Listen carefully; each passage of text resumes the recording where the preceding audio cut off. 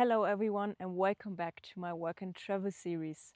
In this video I will give you a step-by-step guide on how to prepare for your work and travel in Australia. This is the second video of the series, so make sure you watch the first one after this one. I will link it down below. If you're new here, I'm Sarah, I'm 30 years old and I'm from Germany, and in January 2023 I came to Australia on a working holiday visa. This was my dream for a very long time. Now, 3 years later, I've got an expired working holiday visa and I'm actually on a bridging visa waiting for the approval for my partner visa. But enough of me, let's get into the video. Number one, very obvious, get a passport. Without a passport, you can't apply for the visa. Second, save enough money. A minimum of $5,000 are required to enter Australia with a working holiday visa. I would recommend you having double than that. Next one, apply for your visa. You want enough time for the visa to get approved before you book your flight. Number four, get health and travel insurance. I would really recommend you getting that. If something happens to you, you want to be secure.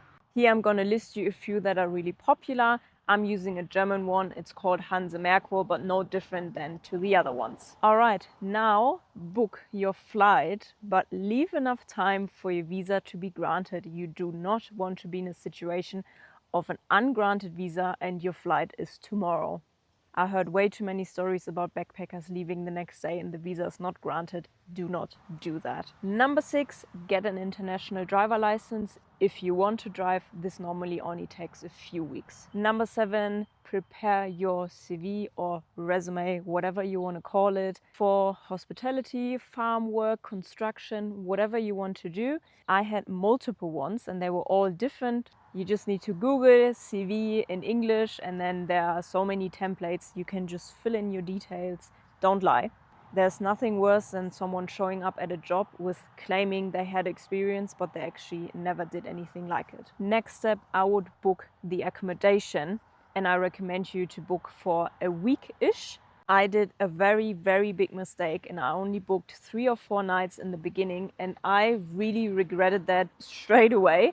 Because you have a jet lag, you're not used to the environment, you just want to have a few days to just calm down and just arrive. I really recommend you just do a minimum of a week so you have time to get your bank account sorted, to get your TFN, I'll get into that in a second, and all these things you don't want to rush in the beginning. Obviously, only if you really have the time to do that. All right, now as the last step while you're still at home, now prepare your documents. This is including passport, grant letter, your driver license, your CV and your bank statements, because you might need that when you enter the country. This normally never happens, but the government is asking you to bring these as a copy.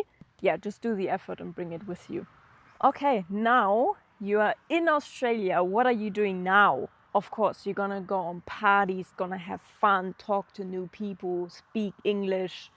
All these things are very, very fun and I really recommend just enjoy yourself for a second and be happy that you're in this country. I hope you have a lot of fun. But now you have to open a bank account. For example, Commonwealth, ANZ, Bendigo Bank. There are so many banks and they're pretty much the same. I'm personally with Commonwealth, but honestly, they're no different to any other bank. So just choose whatever suits you the best or whatever is speaking to you the most. Doesn't matter. Then you also want to apply for your TFN, also called tax file number. You will need this to work in Australia. Without this number, no job. Without this number, you have a hard time starting a job because normally your employer will ask for this number. They will always give you a bit of time, like a week, if you literally just arrive in Australia.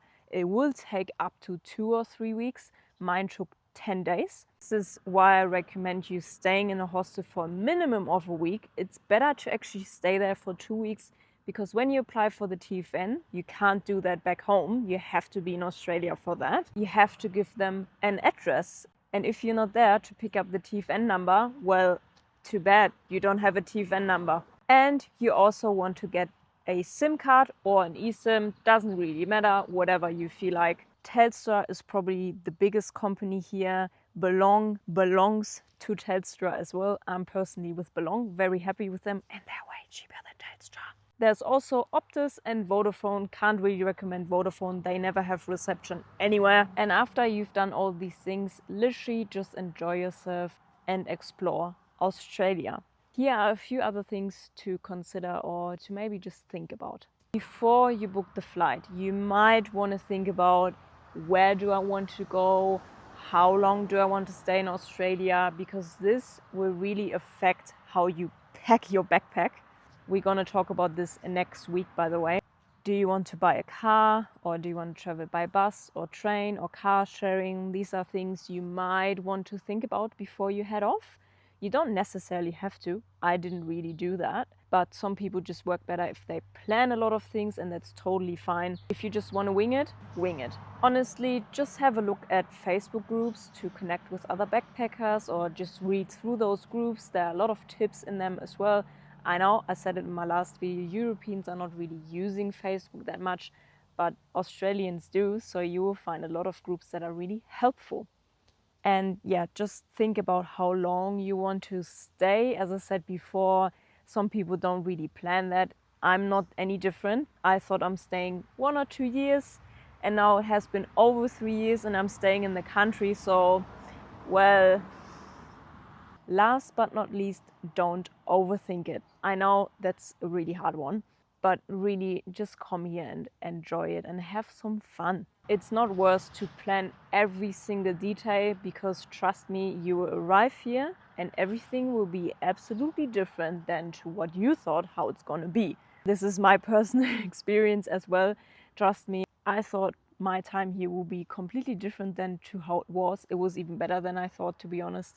So I'm very happy about that. As I said, just come here and have some fun. Don't overthink it, and everything will come in place whenever it's the time for it. If you have any questions, leave them down below. I'm very happy to answer them, and I hope you have a great time in Australia. I'm very sure you will. In my next video, we're gonna talk about how to pack for work and travel, and I will see you there. Bye.